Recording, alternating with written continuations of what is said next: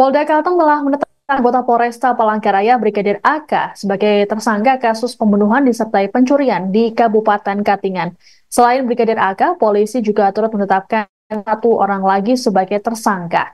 Di Reskrimum Polda Kalteng, Kombes Pol Nuredi Irwansyah dalam konferensi pers di Mapolda Kalteng, Senin 16 Desember mengatakan sebelumnya ada 13 saksi yang diperiksa terkait kasus ini.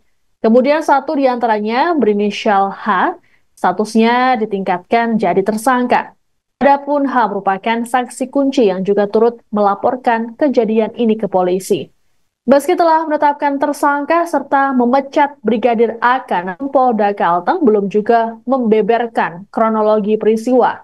Dalam rilis hari ini, polisi juga tidak menampilkan alat bukti yang telah diamankan terkait peristiwa. Polda Kalteng hanya menampilkan tersangka. Korban sendiri berinisial BA yang sehari-hari bekerja sebagai sopir ekspedisi. Saat tewas, kendaraan BA dirampas oleh Brigadir AK dan dijual. Jasad BA baru ditemukan warga pada Jumat 6 Desember dalam keadaan busuk.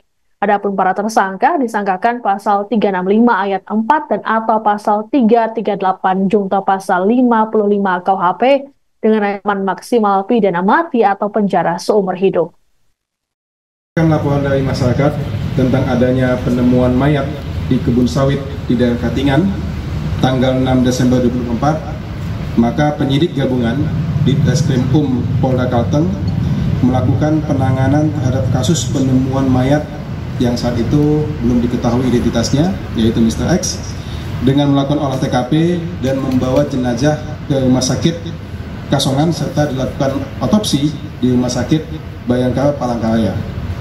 Selanjutnya kemudian penyidik melakukan penyelidikan terhadap kasus tersebut dan telah melakukan pemeriksaan 13 saksi, dan tentunya penyidik melakukan kegiatan penyelidikan dan penyidikan dengan metode scientific crime investigation sehingga memerlukan ketelitian dan kecermatan dalam mengungkap kasus penemuan mayat tersebut. Dari hasil penyelidikan dan penyidikan adanya dugaan keterlibatan oknum anggota Polri Polda Kalteng yang berdinas di Polresta Palangkaraya, dan kemudian penyidik meningkatkan status penyelidikan menjadi penyidikan terhadap perkara tersebut, dan selanjutnya melalui mekanisme manajemen penyidikan, penyidik menetapkan tersangka atas nama AKS dan H terkait tindak pidana pencurian dengan kekerasan yang mengakibatkan meninggalnya seseorang dengan alat bukti yang telah dikumpulkan oleh penyidik. Terhadap para tersangka dipersangkakan pasal 365 ayat 4 dan atau pasal 338 junto pasal 55 KUH pidana dengan ancaman maksimal pidana mati atau penjara seumur hidup atau pidana penjara selama waktu tertentu paling lama 20 tahun.